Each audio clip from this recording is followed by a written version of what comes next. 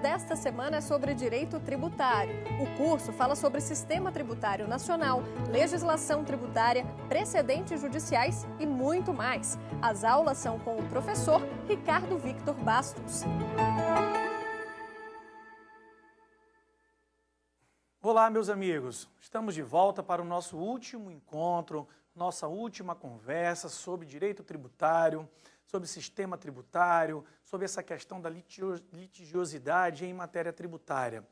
Nós estamos no 5º dia do nosso bate-papo e nós já conversamos um pouquinho aqui sobre sistema tributário, nós falamos um pouco sobre a complexidade da legislação tributária, o que essa expressão significa para o direito atualmente, como é que o direito tributário trata isso, quais os detalhes, quais as nuances das normas complementares em matéria tributária. Nós já vimos também a questão dos precedentes judiciais. Claro que nós trabalhamos aqui alguns pontos mais relevantes do que é discutido a título de precedentes hoje, como é que essa polêmica acontece, existe um sistema de precedentes, eu tenho uma teoria dos precedentes, ou na verdade o que eu tenho é um sistema de recursos repetitivos. Tá? Na verdade, todos esses pontos eles são fundamentais para que a gente entenda como é que a tributação está se desenvolvendo no nosso país. É claro que os aspectos materiais e tributários são muito relevantes, né? Mas as questões processuais, elas impactam diretamente no dia a dia das pessoas, no dia a dia do Poder Judiciário, nos números do Poder Judiciário.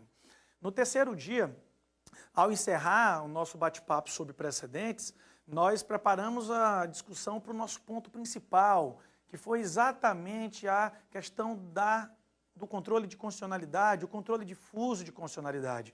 Nós vimos aqui que a diferença entre o controle concentrado e o controle difuso é uma diferença que está começando a ganhar novos contornos. Nós vimos que a reclamação 4335 do Acre, houve um extenso debate entre onde os ministros começaram a trabalhar e trabalharam uma nova noção daquilo que a gente entende como mutação constitucional, lá do artigo 52, inciso 10 da Constituição.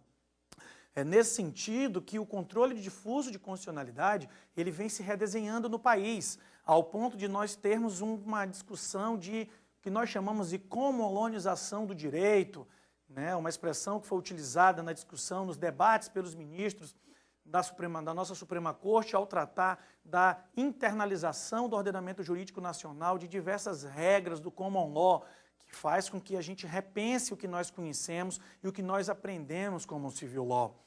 Ora, é nesse contexto que a repercussão geral ganhou muita importância.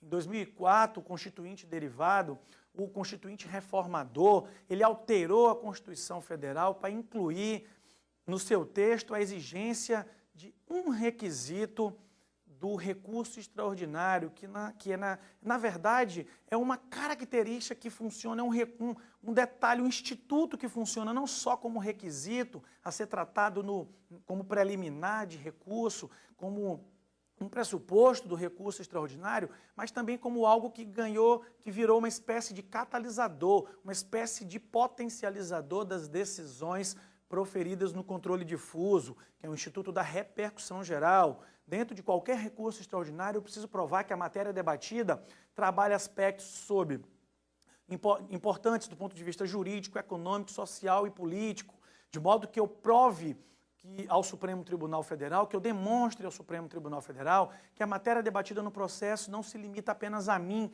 mas se limita também à sociedade de um modo geral. Ela se amplia, né, o caráter expansivo como os ministros do Supremo Tribunal Federal trataram na reclamação 4335.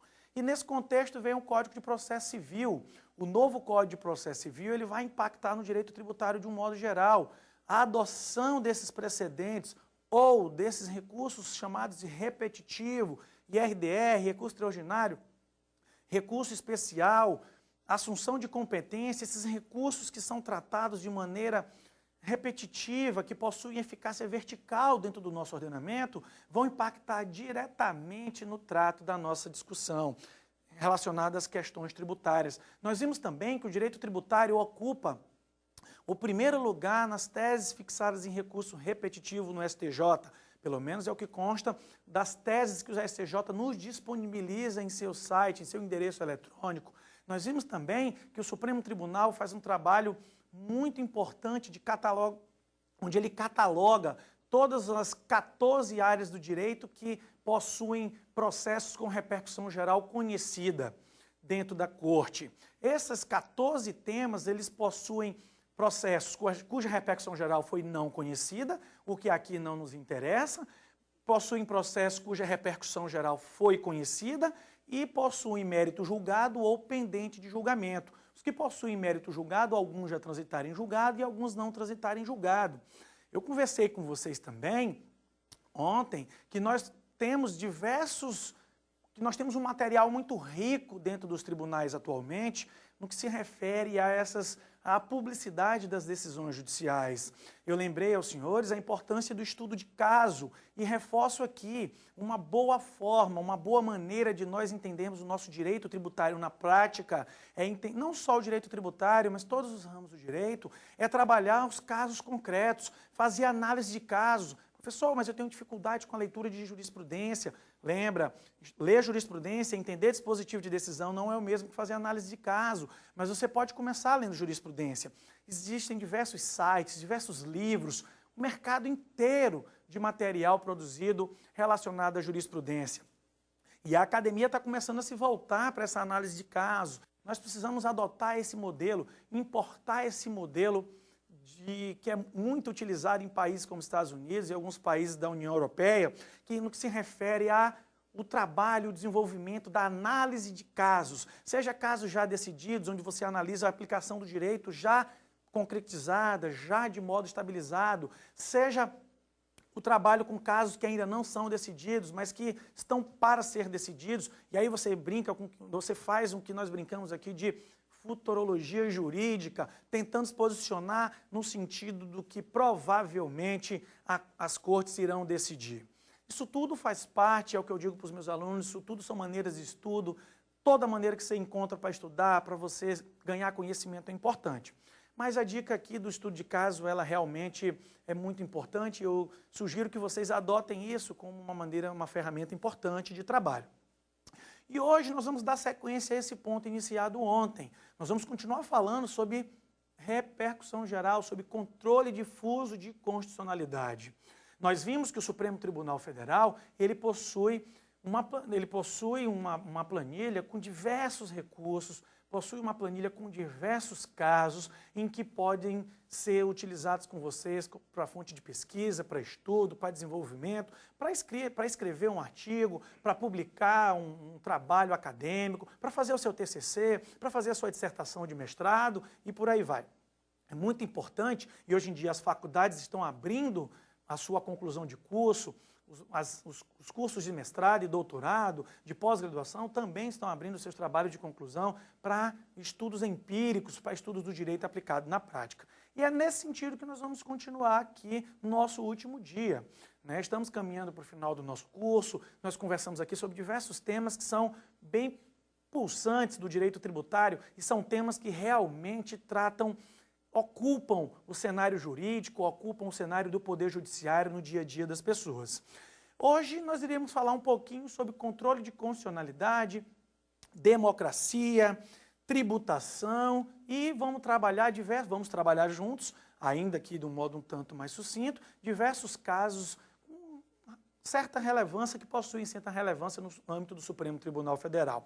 É importante que a gente entenda que a litigiosidade em matéria tributária, ela foi demonstrada aqui por nós, tanto em tribunais superiores, quanto na primeira instância. Se nós analisarmos os processos que estão em trâmite no Brasil hoje, o impacto no Poder Judiciário das execuções fiscais é algo relevante.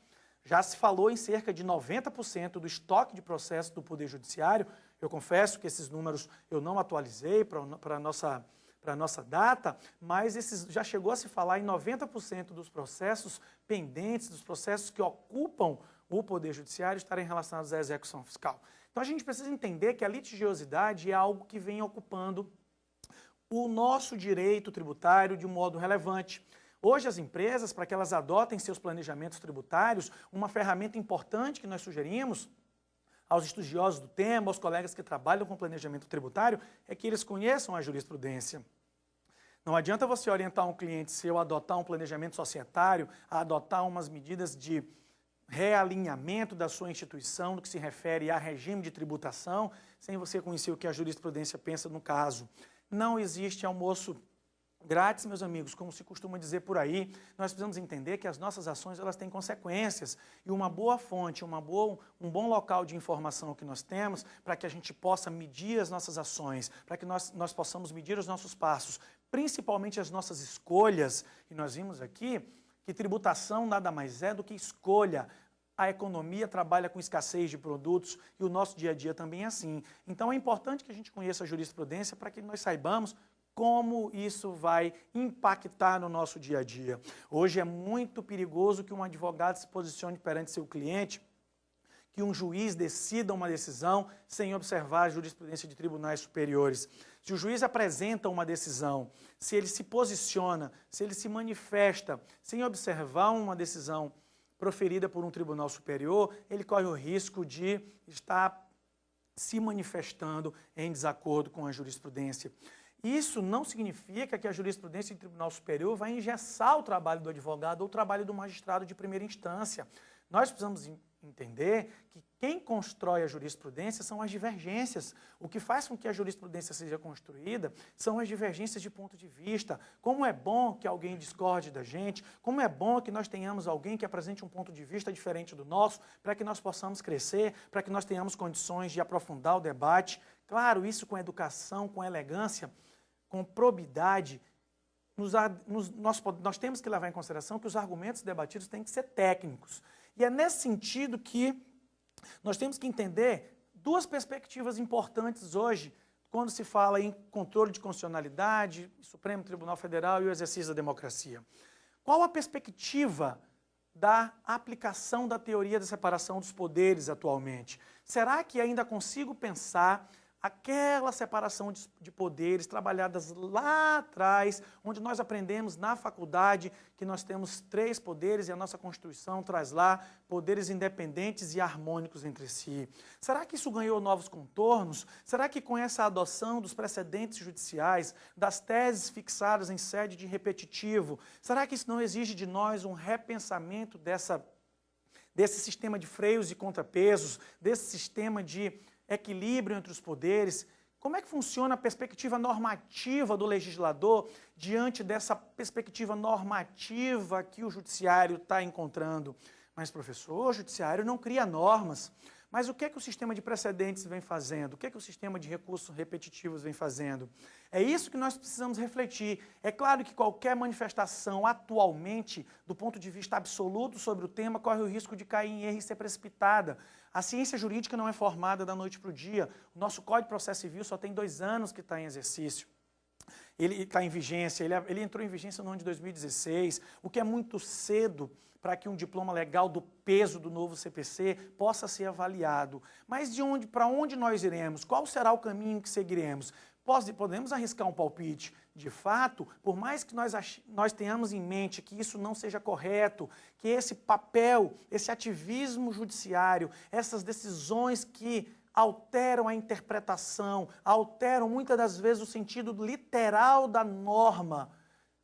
Por mais que nós não achemos isso correto, e eu confesso que eu tenho minhas ressalvas, principalmente contra o ativismo que é pautado contra a interpretação literal do texto, as palavras elas têm sentido próprio, o vernáculo ele é composto de palavras com sentido próprio. Eu tenho minhas ressalvas quanto a isso, eu acho que isso tem que ser trabalhado com muita tranquilidade, sob o ponto do Poder Judiciário não se sobrepor ao que o Poder Legislativo procura. Mas por mais que a gente não concorde, isso é uma realidade. Como nós já conversamos aqui, nós podemos entender que nós estamos construindo a jurisprudência do novo Código de Processo Civil. As perspectivas democráticas de utilização do Código, de reprodução pelo Poder Judiciário daquilo que foi decidido pelos tribunais superiores, está fazendo com que nós tenhamos que pensar de forma diferente. Nós temos que repensar o nosso direito. Não precisa ficar criando instituto, criar princípios. Hoje nós temos uma tendência muito grande a criar princípio para tudo. Mas calma, os princípios eles não são criados da noite para o dia com base em mudança de legislação. Princípio é algo que é amadurecido dentro do ordenamento jurídico, que é algo que é solidificado dentro do ordenamento jurídico com os debates, com a evolução das discussões. E é assim que a gente precisa entender esse paralelo entre democracia e jurisdição constitucional. A jurisdição constitucional, o exercício da jurisdição constitucional, ele é claro, ele precisa ser de modo a conduzir o ordenamento jurídico a um equilíbrio, a uma harmonia. Eu não posso ter uma corte como o Supremo Tribunal Federal julgando esse quantitativo de normas que não necessariamente tem a ver diretamente com a materialidade das questões constitucionais. Nós sabemos que a Corte Constitucional é a corte de mais alta relevância no nosso país e ela não pode se ocupar com processos que talvez pudessem ser decididos em instâncias inferiores. É claro que eu sempre vou provocar, eu preciso provocar o debate, eu preciso provocar a jurisdição. Essa é a nossa realidade, meus amigos. Nós temos que entender que o judiciário mudou, que a aplicação das normas constitucionais mudou. A nossa Constituição é muito jovem, ela faz 30 anos esse ano.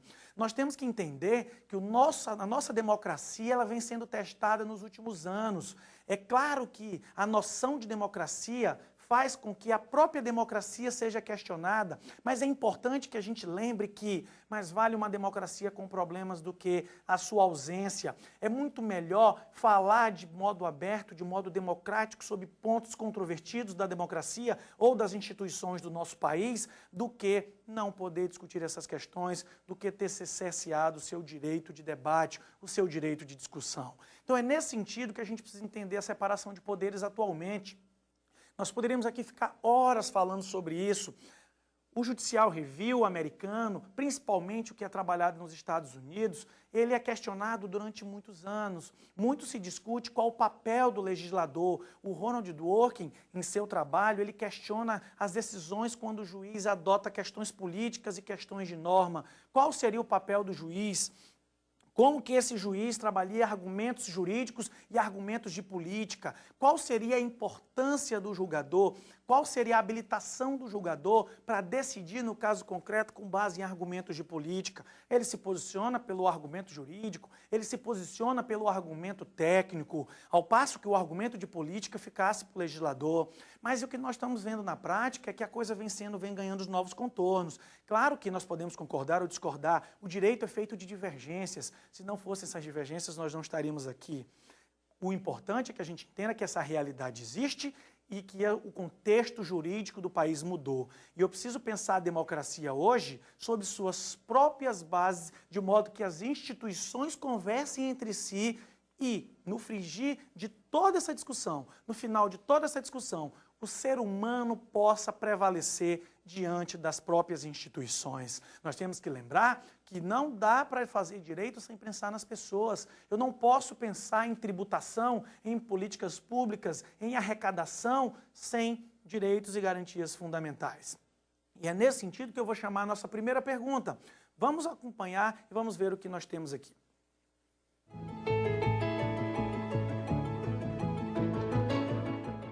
Acerca dos números da repercussão geral apresentados em aula, marque a assertiva correta. Os casos apresentados pelo STF em seu relatório são relacionados ao controle abstrato de constitucionalidade. As classificações adotadas pelo Supremo levam em consideração os critérios de identificação da repercussão geral, ou seja, jurídico, econômico, social e político. Existem 10 ramos do direito adotados pelo STF como critério de classificação que versam sobre matéria cuja repercussão geral foi debatida. Existem 14 ramos do direito adotados pelo Supremo como critérios de classificação que versam sobre matérias cuja repercussão geral foi debatida. É claro, meus amigos, que a resposta é a letra D. O Supremo possui 14 ramos do direito na sua planilha. 14 ramos do direito que possuem questões constitucionais que estão sob o rito da repercussão geral. Lembrando que nessa planilha do Supremo, até o ano passado eram apenas 13 ramos do direito e o Supremo recentemente adotou mais um recurso, mais uma classificação relacionada aos direitos, aos registros públicos. Foi o último ramo do direito, o último critério adotado pelo Supremo em sua classificação. Ora, meus amigos, é importante que nós entendamos exatamente esse cenário. Nós temos que entender que o Supremo Tribunal Federal hoje, ele se debruça diariamente sobre processos que versam dos mais diferentes assuntos. Eu tenho um registro público, eu tenho direito do consumidor, eu tenho direito processual civil, direito constitucional, por óbvio, eu tenho direito administrativo, eu tenho direito tributário. No primeiro lugar está o direito tributário. Mas, professor, o senhor falou que o direito administrativo tem mais de 220 casos. Sim, tem mais de 220 casos, mas dentro de direito administrativo eu tenho alguns julgamentos, alguns recursos que se referem à matéria tributária. Eu tenho dentro de direito civil um recurso que refere-se ao direito tributário que está catalogado lá. Então, esse cenário nos mostra que a jurisdição realmente, a jurisdição constitucional, ela ganhou uma nova dimensão. Por mais que nós sejamos e vejamos com ressalva esse papel das cortes superiores, ele é recente, mas ele é um papel, pelo menos no nosso ordenamento jurídico, ele é recente, mas ele é uma realidade. Nós precisamos entender que a situação está posta, nós não temos mais como recuar desse cenário. As cortes superiores estão aí de acordo com o novo Código de Processo Civil. O que nós precisamos fazer é nos adaptar e trabalhar o direito nessa nova perspectiva. Como que o nosso civil law vai ficar? O professor Joseph Haas, em seu livro, eu já mencionei aqui, ele tem um livro só sobre sistemas que foi fruto da sua tese de doutorado. Ele questiona que não, a mais importante do que você interpretar é saber por que você está interpretando e como você está interpretando. Nós precisamos entender quais as razões dessa interpretação, quais as razões que nos levam a extrair sentido de determinada norma. E é assim que o nosso direito deve ser visto hoje. Meus amigos, nós temos muito material para discutir, nós temos muitos casos para debater no âmbito das cortes. É claro que a divergência ela vai sempre existir. Os votos eles não são unânimes, os próprios ministros possuem divergências às vezes muito salutares, muito interessantes. A unanimidade nem sempre é a melhor saída dentro do Poder Judiciário. E o que é que nós vamos fazer aqui? Nesse momento, nós vamos iniciar o nosso bate-papo nós vamos falar sobre 7 recursos extraordinários que possuem relevância para o nosso sistema jurídico. Eu escolhi aleatoriamente, dentro dos casos que estão sujeitos à repercussão geral, e eu conheço esses casos, eu já estudo esses casos há uns 3 ou 4 anos, mais ou menos uns 4 anos, eu tenho um controle de todos esses processos que possuem repercussão geral conhecida no âmbito do Supremo. Hoje em dia, no STJ, são 655 teses em sede de repetição, de recurso repetitivo, mais ou menos, com perdão dos números aí, falhar para mais ou para menos, pouca coisa. O direito tributário tem 238, no âmbito do Supremo Tribunal Federal, nós temos, dentro desses 14, nós temos cerca de 360 já com repercussão geral conhecida e mérito julgado. Os outros processos, algo em torno de 600 processos, possuem repercussão geral conhecida e o mérito pendente de julgamento, o que é um material muito grande. Desses, nós escolhemos 7 em matéria tributária para conversar aqui. O primeiro que nós vamos abordar é o recurso extraordinário 58.2461, 582.461. Esse recurso extraordinário, ele trabalha a discussão do ICMS na sua própria base de cálculo. O Supremo Tribunal Federal enfrentou, em sede de repercussão geral, a constitucionalidade do cálculo do chamado ICMS por dentro. Para quem não conhece do assunto, o ICMS é um tributo que ele possui na sua própria base de cálculo ele mesmo. Então, muitas das vezes, nós vemos que as pessoas não entendem que uma alíquota nominal do ICMS de 20%, na verdade, dá uma alíquota real de 22, 21 ponto alguma coisa. Então, é importante, 23% mais ou menos, é importante que a gente entenda que o cálculo do ICMS por dentro significa que ele está na sua própria base de cálculo. Se eu tenho uma alíquota de 20% e esse nominal de 20% e a alíquota real vai dar em torno de 23%, quase 24%, é porque essa alíquota de fato não é 20%. Isso foi submetido ao Supremo, foi questionado a legitimidade disso, a constitucionalidade dessa base de cálculo.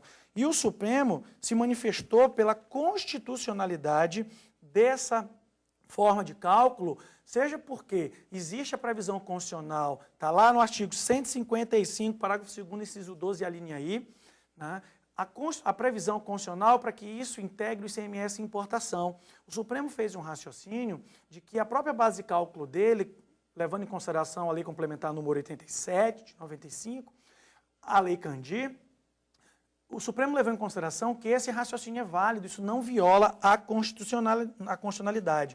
Nas palavras da Corte, eu vou pedir licença aos senhores para ler alguns trechos dos julgados, para que a gente possa entender um pouquinho como é que o Supremo se expressa. O Supremo entendeu que essa medida traduz rigorosa igualdade de tratamento entre o contribuinte e o fisco e que não se trata de imposição tributária. Logo, essa inclusão do montante do tributo em sua própria base de cálculo seria constitucional. E isso, de fato, foi enfrentado pela Corte de modo bem tranquilo. O acordo é muito rico e nos agrega muito. Por isso que é importante a leitura das decisões judiciais. Então, é nesse contexto que nós vimos que no recurso extraordinário 582461, os ministros entenderam que o montante do tributo calculado a título de CMS deve ser calculado com ele inserido na sua própria base de cálculo. Também é importante que o consumidor entenda que isso não viola nenhuma regra sobre tributação. Não existe vedação para essa conta. Pelo menos esse foi o entendimento do Supremo. O julgamento desse recurso foi em 2011. O recurso é de relatoria do ministro Gilmar Mendes. Um segundo recurso importante para a gente, e que nós já conversamos aqui, é o recurso extraordinário 680089. É o recurso extraordinário que julgou o protocolo 21 de 2011 do CONFAS. Muitos se perguntam, professor, mas como assim um protocolo teve sua constitucionalidade questionada? Amigos, como nós vimos aqui, as regras no âmbito do CONFAS, principalmente os convênios em matéria de CMS, possuem hierarquia de norma primária. Eu posso enfrentar a constitucionalidade de um protocolo, no caso, ou de um convênio, e aqui o protocolo é uma espécie de convênio com outras nuances, com outras características, eu posso enfrentar a constitucionalidade disso, não por ele ser um convênio, mas porque esse convênio de ICMS ele está previsto na Constituição, ele está previsto lá no texto constitucional e a norma que fundamenta, a norma que trabalha a validade do convênio é a própria Constituição. Então, o fundamento de validade do convênio é a Constituição. E o que esse protocolo fez? Por que ele chegou ao Supremo? Nós sabemos que, originalmente, o nosso ICMS ele é com base a tributação prevalente na origem. Se você compra algo pela internet, a regra era que você deixasse o ICMS no estado de origem. Isso com o incentivo e o incremento das compras à distância, especialmente o comércio eletrônico, que é uma realidade no nosso país hoje, isso ganhou força. E os estados que não produziam, que não eram detentores de estabelecimentos empresariais que faziam esse tipo de venda, estavam questionando que as matérias, que os produtos estavam ingressando, as mercadorias estavam ingressando em seu território e não recolhiam o ICMS. E aí foi criado o protocolo número 21, no qual foi criado uma espécie de adicional à tributação que ficaria com os estados de destino da mercadoria. Lembrando que esse protocolo ele foi questionado porque, entre outros aspectos, ele não possuía a assinatura de todos os estados e todos os entes federativos. E aí, essa busca para que parte do tributo recolhido ficasse no estado de destino foi levada ao Supremo Tribunal Federal e o Supremo Tribunal Federal decidiu que esse protocolo é inconstitucional. Esse protocolo não poderia ter criado essa forma de tributação, não poderia ter alterado essa forma de tributação. E aqui o interessante, tirando as questões que foram debatidas no acordo, muitos julgados foram colacionados nesse acordo, o interessante é que a gente entenda o que aconteceu após esse julgamento. Por isso que a jurisprudência hoje possui uma força muito grande no nosso país. Esse protocolo 21 que buscou ratear parte do tributo pago nas compras à distância, esse tributo, essa diferença de alíquota que ficava parte apenas com o estado de origem, agora ela fica parte com o estado de origem e parte com o estado de destino, até que esse percentual relacionado ao valor do tributo fique todo no estado de destino, isso provocou a mudança do texto constitucional. Ora, nós sabemos que hoje em dia está em vigor a Emenda Constitucional 87. A Emenda Constitucional 87, ela incluiu uma nova forma de cálculo do ICMS, substituindo ele pela origem de forma gradativa até que ele vire um tributo com base no destino. Tá? Isso lá no artigo 99 do ADCT nós podemos enxergar a transição que vai ser feita até o ano de 2009 para que essa forma de tributação mude. Então, o ponto importante é que a gente entenda que esses tributos, que essas decisões, elas possuem tanto impacto e tanta relevância. Ora, o Supremo Tribunal Federal se manifestou julgando inconstitucional uma medida que era importante para os estados, mas logo depois foi buscado um outro diploma legal, no caso, uma própria emenda constitucional, para que essa regra fosse implementada de um modo mais consistente, mais seguro, e é o que está vigente até hoje.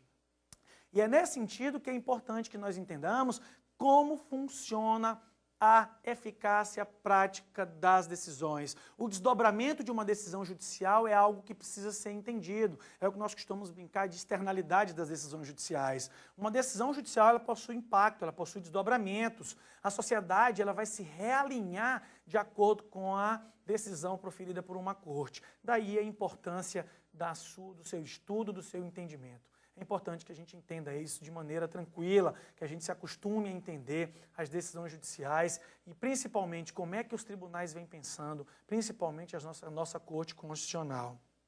O terceiro recurso discutido é o recurso extraordinário 75.6915, 756.915. É um recurso muito conhecido e de fácil entendimento. Na verdade, era incluir os serviços de registros públicos, cartórios e os notórios de registro, para que eles fossem tributados pelo ISS. Houve muita discussão com a alegação da exclusividade da prestação de serviço, da legalidade ou não, do fato dos cartórios também poderem receber os benefícios da imunidade recíproca. Isso foi discutido também em diversos pontos do recurso. Mas, de fato, o Supremo Tribunal Federal, em 2013, se posicionou pela necessidade de tributação por meio do ISS dos cartórios. Isso é um precedente razoável, isso é um precedente relevante. Mexeu com a tributação dos cartórios.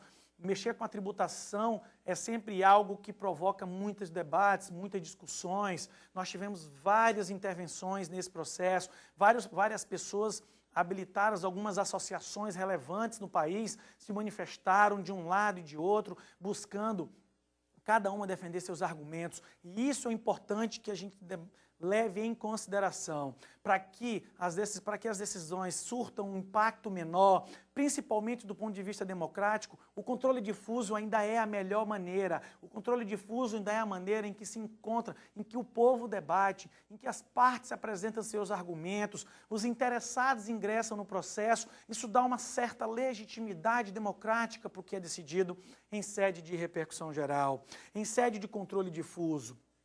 E é nesse contexto que a gente precisa entender. Vamos dar uma paradinha nos nossos recursos e vamos chamar a nossa pergunta para que a gente possa fazer sempre um exercício relacionado ao controle difuso e à repercussão geral. Vamos lá.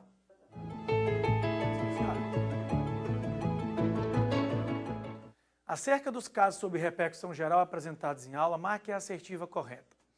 O quantitativo de normas constitucionais tributárias não é considerado excessivo dentro do que as diversas constituições ao redor do mundo apresentam. As normas constitucionais tributárias são consideradas como harmônicas e não demonstram ser controversas dentro de nosso sistema jurídico. As discussões tributárias relacionadas à repercussão geral em matéria tributária ocupam o primeiro lugar quantitativo das demandas no STF, o que demonstra que a legislação tributária possui grande impacto nas nossas discussões constitucionais.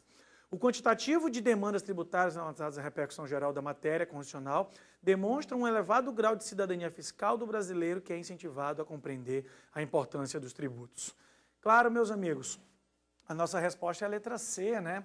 Como nós já vimos aqui, dentro da classificação estabelecida pelo Supremo Tribunal Federal, no que se refere a recursos com repercussão geral, o direito tributário é o primeiro lugar dentro das demandas que estão catalogadas pela Corte. O que o Supremo Tribunal Federal nos mostra é que, apesar de direito administrativo ocupar o resultado quantitativo, de acordo com os casos que ele lista lá, mas dentro de direito administrativo, nós já conversamos aqui que existem diversos casos que também tratam sobre matéria tributária. Eu dei o exemplo aqui das taxas cobradas pelas universidades públicas, que é um recurso que está classificado dentro do ramo direito administrativo, mas nós sabemos que taxas é uma discussão que trabalha aspectos tributários. Vamos dar sequência agora à nossa conversa aqui, nosso bate-papo, nossa exposição, ainda que um tanto quanto sucinta, porque o nosso tempo realmente não permite uma análise mais profunda, mas vamos falar agora do recurso extraordinário 593849, 593.849. Esse recurso é bem interessante e ele trabalha o que nós já falamos aqui um pouquinho, que é a questão da substituição tributária. Esse recurso foi trabalhado por nós numa obra na qual coordeno juntamente com um colega, um amigo, o professor Marcos Valadão. Nós discutimos esse recurso e nós trabalhamos a questão da substituição nos termos lá do que diz o artigo 150, parágrafo 7º da Constituição Federal. O que é que diz o artigo 150, parágrafo 7º? Vou pedir licença para ler para os senhores aqui. A lei poderá atribuir ao sujeito passivo da obrigação tributária a condição de responsável pelo pagamento de imposto ou contribuição, cujo fato gerador deva ocorrer posteriormente, assegurada a imediata e preferencial restituição da quantia, caso o fato gerador presumido não se realize. Ora, nós já falamos um pouquinho sobre substituição, mas não custa nada lembrar que no caso da substituição tributária prevista no artigo 150, parágrafo 7º da Constituição, nós temos a noção de que a substituição tributária progressiva, que na verdade é uma antecipação do pagamento do tributo, ela possui um tratamento constitucional e no finalzinho do dispositivo nós percebemos que o contribuinte pode receber de volta, caso o fato gerador, o fato gerador não se realize e aquele valor que foi antecipado realmente não teria sentido de ter sido recolhido. Então o Constituinte disse, quando eu antecipo e o fato gerador não se realiza, cabe o pedido de restituição. Só que o contribuinte se viu, no caso concreto, diante de uma situação em que esse fato gerador, no caso especialmente, a base de cálculo do valor que foi pré-estabelecido para recolhimento antecipado do tributo se realizou, mas se realizou a menor. Logo, o contribuinte recolheu um tributo com um valor em cima de uma base de cálculo um pouco maior. Mas o dispositivo constitucional não trata desse assunto. O dispositivo constitucional, ele não discute, ele não questiona a questão da base de cálculo a menor. Isso chegou no Supremo Tribunal Federal. E o Supremo Tribunal Federal, levantando discussão, diversos pontos sobre o caso, um recurso extraordinário que também movimentou muita gente, também movimentou muito a academia, foi um recurso extraordinário muito debatido, porque se falava que ele poderia pôr fim à substituição tributária progressiva, porque muito falou que essa possibilidade de restituição não teria sido prevista pelo legislador constituinte. E como que o Supremo decidiu isso? De maneira muito simples e muito tranquila. Foi fixada no tema 201 da repercussão geral a seguinte tese: é devida a restituição da diferença do Imposto sobre Circulação de Mercadorias e Serviços, o ICMS, pago a mais um sem regime de substituição tributária para frente, se a base de cálculo efetiva da operação for inferior a presumido. O engraçado é que no voto, nas discussões tratadas nesse acordo e na própria ementa, o Supremo trabalhou um princípio pouco conhecido e pouco debatido pelo direito tributário. O Supremo chamou de princípio da praticidade tributária. Esse princípio da praticidade tributária talvez seja uma novidade para muitos de vocês, mas ele está aqui veiculado no acórdão do recurso extraordinário 593.849. Ora, meus amigos, é muito importante entender esse assunto, e principalmente do ponto de vista prático das decisões judiciais, que o Supremo trabalhou a noção de um princípio que poucos conheciam. Muito pouco se ouviu falar, ou pouco se ouviu falar, ou talvez nunca tenha se ouvido falar em princípio da praticidade tributária. Como podemos entender esse princípio da praticidade tributária? Ora, é importante que nós entendamos que no acórdão realmente é feita uma associação dessa praticidade tributária com questões aplicadas no mundo concreto. A decisão do Supremo menciona aplicabilidade e efetividade das normas dentro do caso concreto. Chega ao ponto deles, na própria emenda do acordo, você consegue entender que no 150 parágrafos, eles afirmam, está escrito lá, que no 150 parágrafo 7º, as hipóteses de fato gerador, de base de cálculo com valor presumido, elas têm que estar relacionadas com o que acontece no mundo empírico, o que acontece no mundo concreto.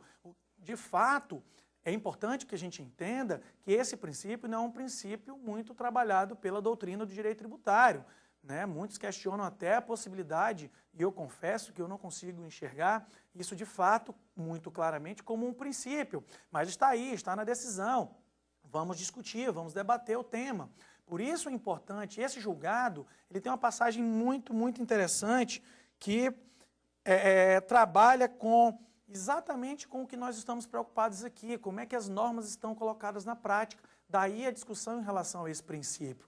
No final do acórdão, da ementa, a gente consegue ler o seguinte: de acordo com o artigo 150, parágrafo 7º da Constituição da República, a cláusula de restituição do excesso e respectivo direito à restituição se aplicam a todos os casos em que o fato gerador presumido não se concretize, empiricamente, da forma como antecipadamente tributado. Então, é uma preocupação que nós temos que ter, e só o estudo de caso, o estudo das decisões faz isso. Você vê que o Supremo trabalhou a noção de um princípio que realmente não é muito conhecido. Então, fica a dica aí da leitura da jurisprudência. Um outro acórdão importante, um outro recurso, é o que discute a exigência do que nós conhecemos e chamamos de depósito recursal. Era muito comum para que a interposição de alguns recursos, pelo menos na instância administrativa, fosse condicionada ao depósito de determinada quantia, um percentual sobre o débito, ou até mesmo o depósito do débito em discussão. E o Supremo, após uma longa discussão, um longo debate, o Supremo entendeu que esse depósito é inconstitucional, ele não está de acordo com a Constituição Federal. Isso viola o próprio direito de petição, viola o princípio do acesso à justiça. No próprio acórdão, a gente observa que existe uma série de preocupações em relação a essa exigência de depósito, né? Isso foi tratado no agravo número 601/235, julgado em conjunto com 698 e 626. Tá? Essas discussões foram tratadas pelo Supremo, e o Supremo trabalhou e ressaltou a importância e o risco que isso causa, o que poderia causar, o tamanho do impacto que isso causaria dentro da acessibilidade às instâncias administrativas, de modo que não se pode condicionar a interposição de recurso ao pagamento de nenhuma quantia sob pena de você até inviabilizar o acesso à justiça. Tá?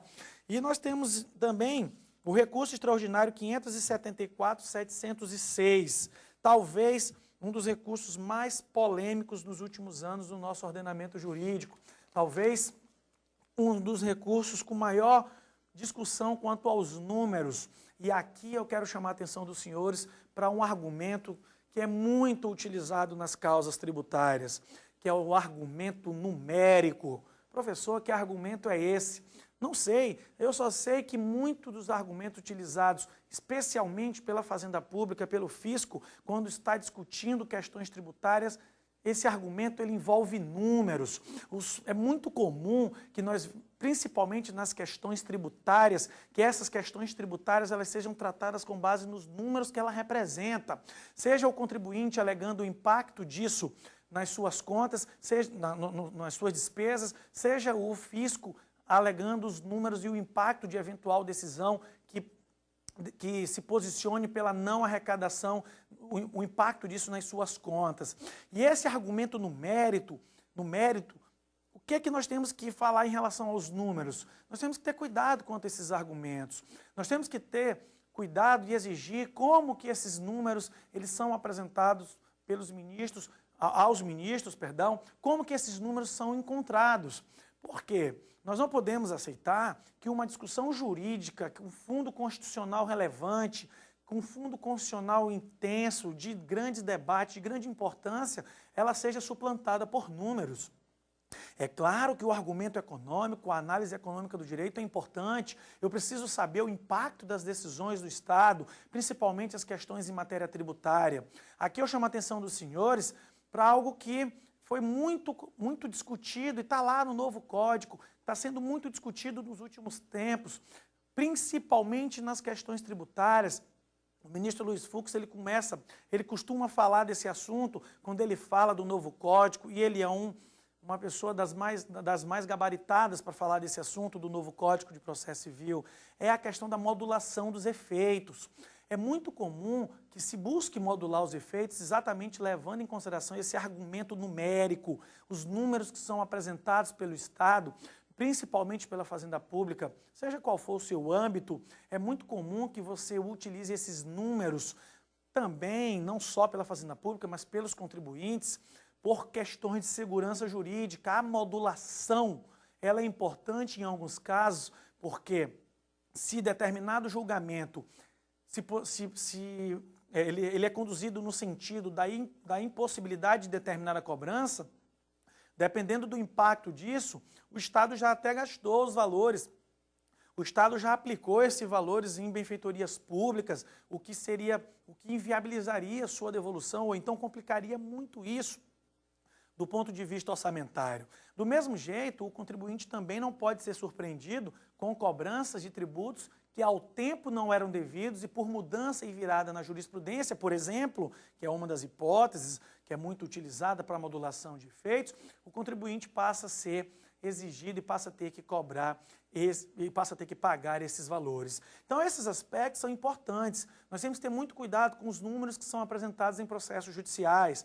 Vamos buscar a fonte, vamos saber como que isso chegou, como que se chegou a esses números. E, de fato, esses números eles estão de acordo com a realidade. Isso faz parte do debate. Nós, enquanto advogados, enquanto contribuintes, enquanto cidadãos, temos que travar esse diálogo de forma saudável com o fisco. E o fisco se preocupa, de fato, em mostrar esses números, eles têm total interesse na transparência.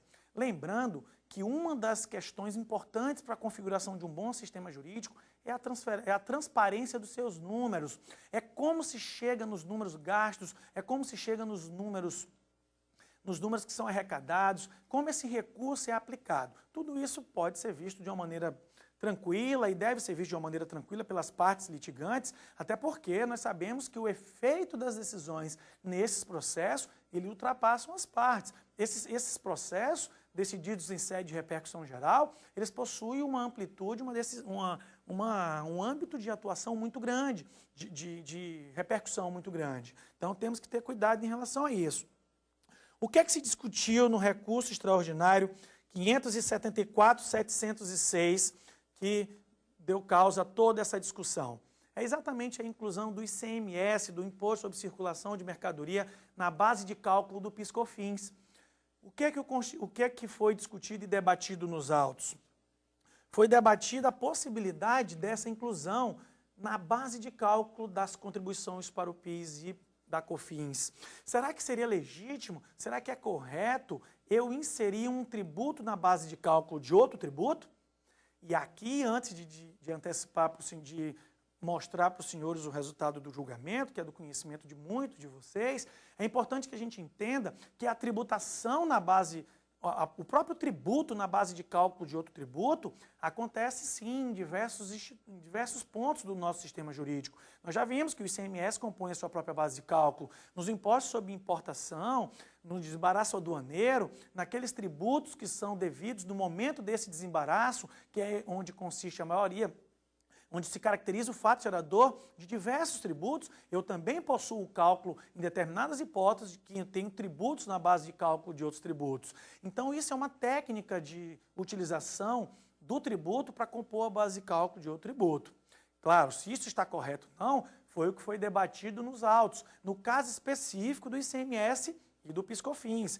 E aqui é importante que, assim como a superação da jurisprudência deve ser mencionada, e você lendo diversos desses acordos do Supremo Tribunal Federal, você vai identificar que o Supremo se preocupa em mostrar como que a sua jurisprudência foi superada, como que ela mudou, se ela mudou parcialmente, se ela mudou totalmente, se eu tenho overruling, se eu tenho essa mudança de jurisprudência, de fato, isso precisa ficar claro para o contribuinte, principalmente quando isso for repercutir, isso representar um ônus para que ele realmente, um ônus a ser suportado por ele. Se eu tenho uma mudança de entendimento, que seja nova tributação, eu preciso me preocupar e lembrar que o ordenamento jurídico tem um monte de princípio que vem da surpresa. Eu não posso trabalhar isso do ponto de vista da surpresa do contribuinte, principalmente quando eu estiver trabalhando com diversos setores da economia que são fundamentais para que a própria tributação funcione, para que o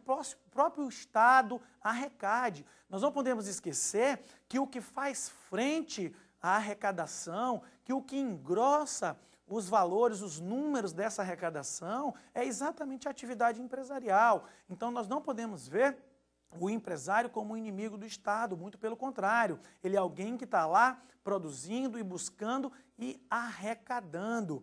É assim que a gente precisa entender essa mudança de jurisprudência. Eu não posso surpreender o contribuinte, eu não posso trabalhar essa noção para que o contribuinte fique, da noite para o dia, descubra que tem que pagar um tributo novo. A própria Constituição trabalha o princípio da não surpresa.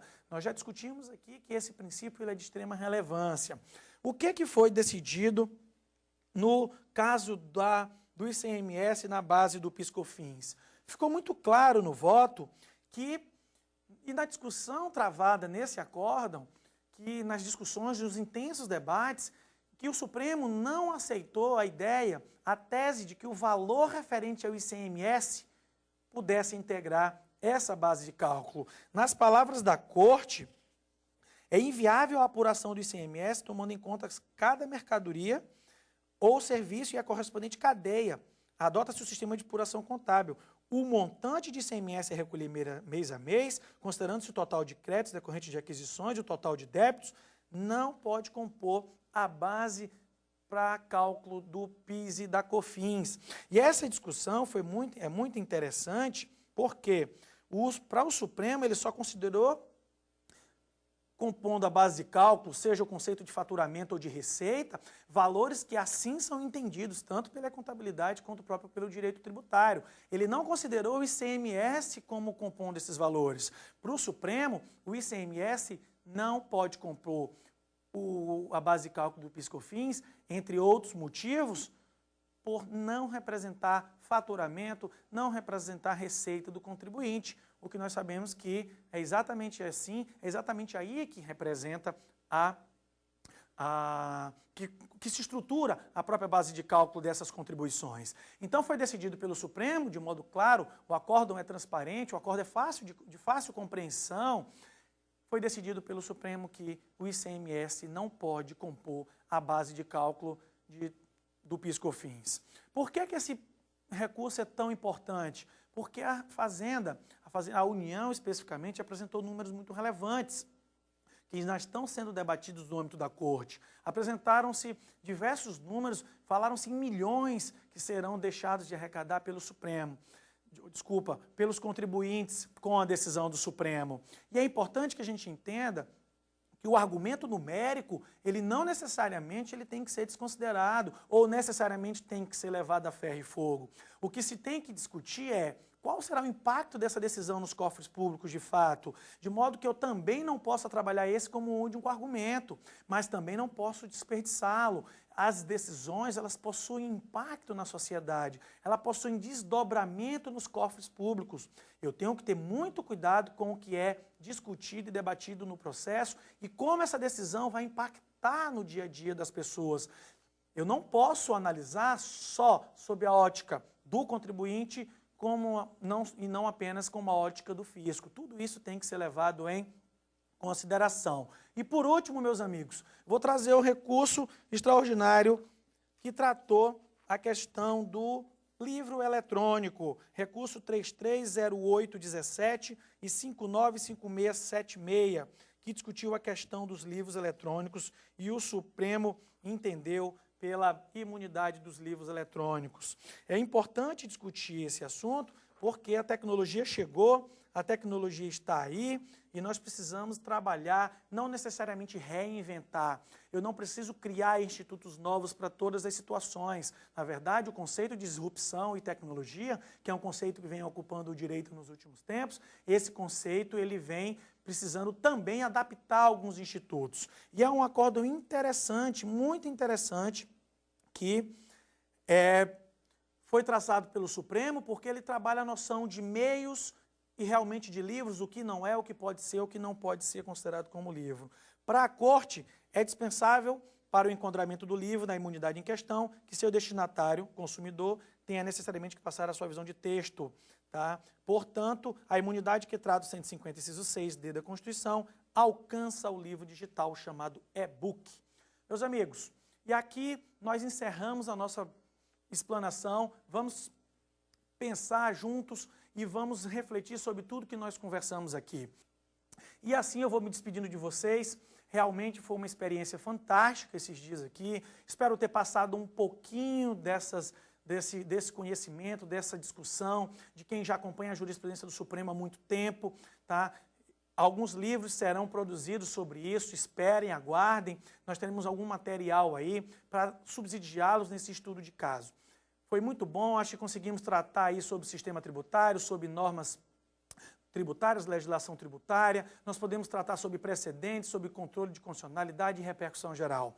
Eu acho que a missão foi cumprida, plantei um pouco nos senhores na semente desses assuntos. Claro que o conteúdo não foi exaurido, se alguma falha foi cometida, me perdoem, todos nós somos passíveis de erro. Estamos aí à disposição para qualquer problema. A TV Justiça realmente é um polo de excelência no nosso país hoje, de levar conhecimento jurídico a toda a população. Fica aqui o meu muito obrigado e até a próxima. Tenha um ótimo final de semana e nos veremos em breve.